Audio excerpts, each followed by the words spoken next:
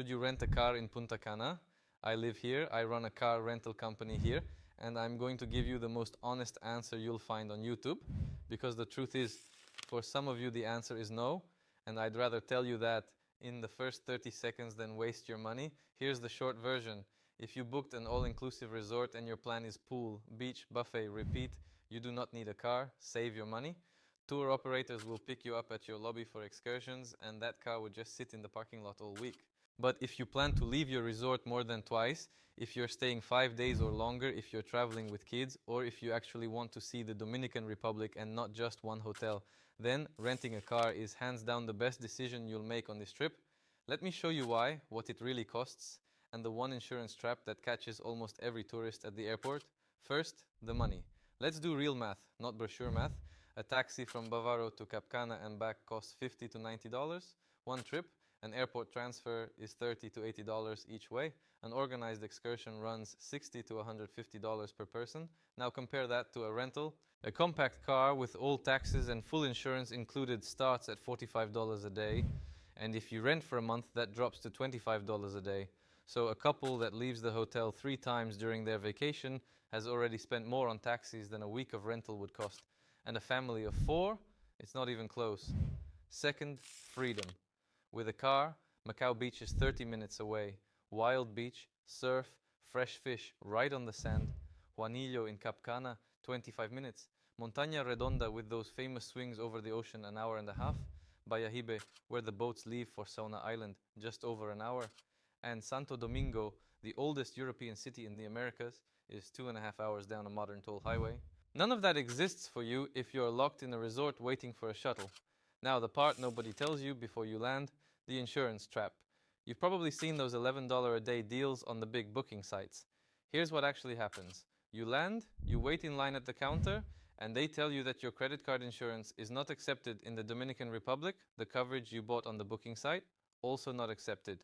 So now you're paying mandatory local insurance on top, plus taxes, plus fees, and they block $500 to $2,500 on your credit card as a deposit. Your $11 a day car just became $60 or $70. And here's the serious part. If you skip insurance and get into an accident, Dominican police can detain you while they investigate. That's not a scare story, that's standard procedure here. Insurance in this country is not optional, ever. So the rule is simple. Only book a price that already includes everything. Full insurance, all taxes, final number in writing before you fly. If a company can't send you the total price in a WhatsApp message, that's your red flag. This is exactly why we built Vroom.do the way we did. The price you see on our site is the price you pay, full insurance included, all taxes included, unlimited mileage, no deposit games.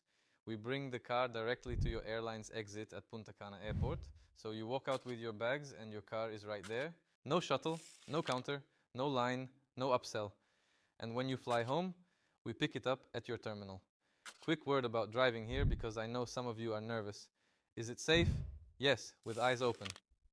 The roads in the tourist zone are modern and in good shape. What's different is the rhythm. Motorcycles pass on both sides, so check your mirrors before every lane change. Speed limits are in kilometers and police do use radar. So download Waze. It's what every local uses and it warns you about everything. Keep about 1,000 pesos in cash for toll booths. And on your first days, skip driving in rural areas at night. That's it. Most visitors are completely comfortable after the first hour behind the wheel. What do you need to rent? Your regular driver's license from the US, Canada, Europe, or the UK works fine. No international permit needed. Your passport, and you need to be at least 21.